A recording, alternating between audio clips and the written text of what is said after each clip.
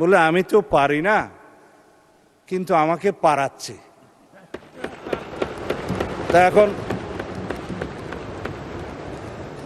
রাজহংসকে জোরপূর্বক স্বর্ণের ডিম পারতে বাধ্য করার মতো ঘটনা।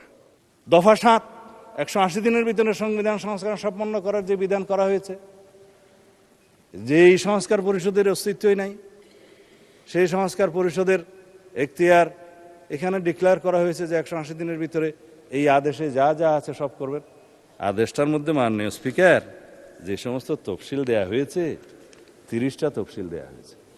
এই তফসিলের মধ্যে আদেশটা দেখলাম, আমি তো মনে করছিলাম 48টাই তফসিল এখানে ধরিয়ে দেবে, পক্ষে 47টা।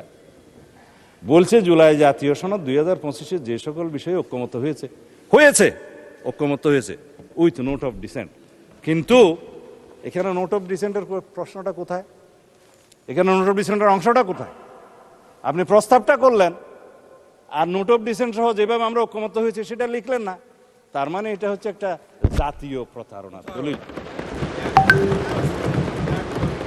এখানে বলছে দফা ৪ অনুযায়ী গণভোটের ব্যালটে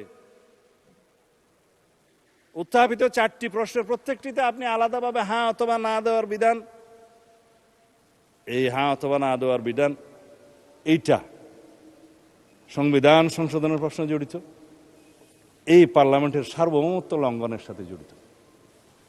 সেই প্রশ্নই আপনি গণভোটে দিতে পারেন। যদি দিয়েও থাকেন 4টা গণভোটের প্রশ্ন, আমাকে কেন বাধ্য করা হলো একটা জবাব দিতে হবে হ্যাঁ অথবা না? বলা হচ্ছে যে তুমি এখানে 3টা শরবতের বোতল আছে, তবে এই কুইনেনটাও তোমাকে খাইতে হবে। মা ছেলেকে ট্যাবলেট খাওয়াতে পারছে না বেশি দিতা, তো কলা খায় ছেলে, কলার ভিতরে কুইনেনটা ঢুকাই দিল ছেলে, এবং খাওয়ার সময় দেখলো এটা তিতা দিতে লাগে, তার ওটা দূর করে বাইর করে ফেলাই দিল। এই কোন আইনকে আপনি জাতিকে এইভাবে বাধ্য করে খাওয়াইতে পারেন? 3টা প্রশ্নের সাথে জুলাই জাতীয় সনদের মিল আছে। আমরা গণভোট চেয়েছিলাম এই জুলাই জাতীয় সনদের ভিত্তিতে, সবাই সম্মত হয়েছিল। ইন্টারিম গভর্নমেন্ট, অস্থায়ী গভর্নমেন্ট, তত্ত্বাবধায়ক সরকারের মতো মৌলিক কোনো বিষয়ে সিদ্ধান্ত নেওয়ার এখতিয়ার রাখে না। তারা কিভাবে একটা অবৈধ আদেশ জারি করে রাষ্ট্রপতিকে দিয়ে? আমি মহামান্য রাষ্ট্রপতির সাথে তখন কথা বলেছিলাম যে মহামান্য রাষ্ট্রপতি, আপনি কি আদেশ জারি করতে পারেন? বলে আমি তো পারি না, কিন্তু আমাকে পারাচ্ছে। তা এখন